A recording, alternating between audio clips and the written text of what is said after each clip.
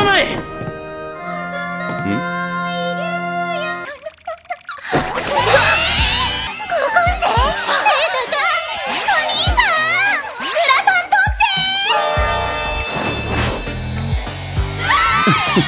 बस real life में काफी नहीं हो रहा था जो एनिमे में भी चालू कर दिया, बस करो बे। तो jujutsu Kaisen hidden inventory wrap up हो चुकी है और अब ये एनिमे इस मंथ के एंड में वापस लौटेगा और शिबुया इंसिडेंट के लिए थोड़ा सा वेट करना पड़ेगा क्योंकि वो 31 अगस्त से शुरू होगी। फिलहाल लेट्स लुक बैक कि इस आर्क में क्या हुआ, क्योंकि ये शुरू तो एक मिनी आर्क की तरह हुई थी और मेरी इससे कोई खास उम्मीदें नहीं थी, बट इसने इतना सब कुछ किया है कि जिसे प्रोसेस करने के लिए मुझे भी टाइम चाहिए। So let's see and try to find out why this arc worked so well. ये आर्क शुरू तो एक लो हाइप वाले एपिसोड से ही हुई थी, लेकिन उस एपिसोड ने एंड तक आते आते fights and baddest moments promise किए, जो वेल ऑफ स्क्रीन हुआ क्योंकि जुजुत्सु काइसेन की दुनिया के स्ट्रॉन्गेस्ट डुओ के आगे किसी की क्या ही औकात है। पर इस आर्क का मेन एलिमेंट अच्छे से एस्टेब्लिश हो जाता है, जो है हिडन इन्वेंटरी, मतलब कि रिको आमनाई या फिर तोजी की किट को हिडन इन्वेंटरी कहा गया है। It's very nice to see when an anime tries to point out at different things with just one word. Similarly जो लास्ट एपिसोड का टाइटल है प्रीमेच्योर डेथ, उसके भी मल्टीपल मीनिंग्स निकाले जा सकते हैं। प्रीमेच्योर डेथ किसकी? नानामी के पार्टनर की, जिससे गेतो पर और ज्यादा असर पड़ा, या फिर खुद गेतो के आइडियल्स की, या फिर जिनको उसने मारा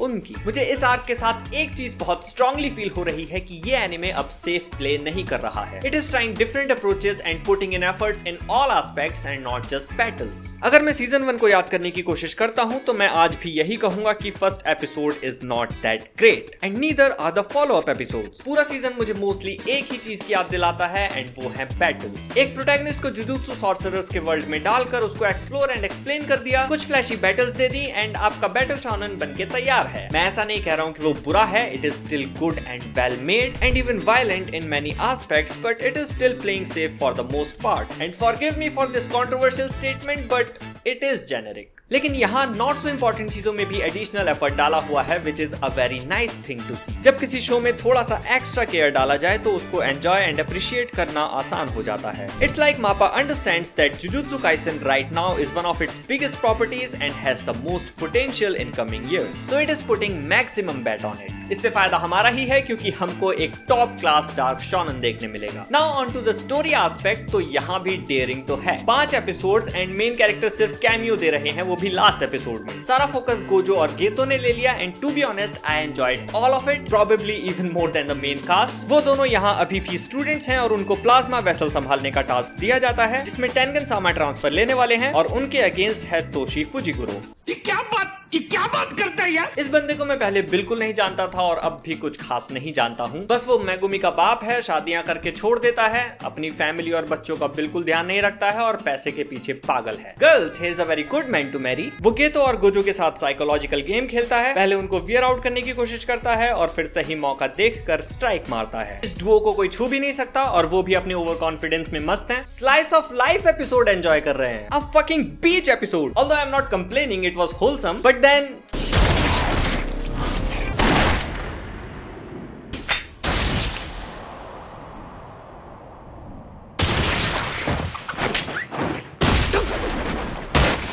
हमारे इमोशंस के साथ खेला गया है। बाबू मेरा बाबू यार, just when Geto was about to take Rika to live her own life however she wants, this mother... देखो, मैं वैसे तोजी की काफी रेस्पेक्ट करता हूँ, उसने विट्स का इस्तेमाल किया, दोनों को डिफीट किया अकेले, बट इसको ये नहीं करना चाहिए था, नहीं करना चाहिए था। गलत किए, बहुत गलत किए। इसके बाद तो मेरे कलेजे को तभी ठंडक पड़ी जब गोजो ने ये किया, वरना मुझे चैन नहीं मिलता। This फकर deserves it. अगर ये बिना कॉन्सिक्वेंसेस के पैसे कमा के निकल जाता तो मेरी रातों की नींद छिन जाती, मैं चैन से सो नहीं पाता, मेरी आत्मा को कभी शांति नहीं मिलती। Thanks Gojo, I forgive your fan girls. Girls बोलना इतना मुश्किल क्यों है? Through heaven and earth, he really alone is the honored one. वैसे क्या तुम लोगों ने कुचिसाके ओना का कैमियो देखा? That was really cool. Also the fight, भाई, unlimited budget expansion technique by Studio Mappa. ये सारे इंसिडेंट्स गोजो और गेतो को पहली डिफीट देते हैं, जहां गोजो तो और स्ट्रॉन्ग बन जाता है, अपने हिस्से का बदला ले लेता है। Although the mission failed, but Gojo still gained something out of it and became even more powerful. But गेतो रियलाइज करता है कि वो कितने भी उल्टी से सने कपड़े खा ले, वो कभी गोजो को कैचअप नहीं कर पाएगा। So then, what is even the point? I loved the third and fourth 4th episode for the hype, but 5th episode, which deals with the aftermath, is equally important क्योंकि ये actually story को worthwhile बनाएगा। ये तो यहाँ से continuously downhill जाता है। एपिसोड में ह्यूमंस की क्लैपिंग को जिस तरह से यूज किया गया है वो मुझे बहुत अच्छा लगा। उसको एक ट्रॉमा की तरह दिखाया गया है जो कंटिन्यूअसली गेतो के कानों में बजती है और हर समय उसको उसकी इनकैपेसिटी, डिफीट और इंसानों की अगलीनेस का एहसास दिलाती है। यहाँ ऐसी चीजों में इस सीजन का डायरेक्शन मुझे फर्स्ट सीजन के कंपैरिजन में और बेटर लगा। गेतो अपने थॉट्स को लेकर कंफ्यूज्ड है, उसे इंसानों से नफरत होने लगी है पर वो उनको प्रोटेक्ट करने का आइडियलिस्टिक काम भी कर रहा है। और फिर यहाँ एंट्री होती है यूकी त्सुकोमो की, जो आती है गेतो पर लाइन मारने पर उसको यहाँ का सबसे खतरनाक सुपर विलन बनाकर चली जाती है। She presents him an idea कि कर्स्ड स्पिरिट्स कहाँ से आती हैं? ह्यूमंस की अनकंट्रोल्ड कर्स्ड एनर्जी से। तो या तो सबकी कर्स्ड एनर्जी खत्म कर दो या फिर सबको उसे कंट्रोल करना सिखा दो। कोई ऐसा ना रहे जिसको कंट्रोल करना ना आता हो, कोई ऐसा ना रहे जो जुजुत्सु सॉर्सरर ना हो। एंड हमारा गेतो निकल पड़ता है सारे नॉन सॉर्सरर्स को मारने। फर्स्ट एपिसोड के आइडियाज एंड सीन्स एक फुल सर्कल लेते हैं। गेतो हाफ हार्टेड गुड आइडियल से टोटली इविल जा चुका है। आई वोंट एक्चुअली से इविल, बट उसके पास अब एक खुद का पर्पस है। अब तक उसे बस आइडियलिस्टिकली जो बताया गया था वो वही कर रहा था, बट अब उसे इस चीज में एक पर्पस दिख रहा है। हाँ, उसकी अप्रोच गलत है इसको अचीव करने की, but now he is thinking for himself. ये एपिसोड कुछ इवेंट्स को भगा भगा के दिखाता है। गेतो का फर्स्ट क्राइम, गोजो एंड गेतो का कन्फ्रंटेशन, फुशिकुरो का recruitment, and now the stage is properly set for Shibuya incident arc. अब हमारे लिए पास्ट के गैप्स को फिल कर दिया गया है और हम कैरेक्टर डायनेमिक्स को बेटर समझते हैं और अगली आर्क एक्शन और इमोशंस पर इक्वली अटैक करने के लिए एकदम तैयार है। तो कुर्सी की पेटी बांध लीजिए क्योंकि मौसम बिगड़ने वाला है।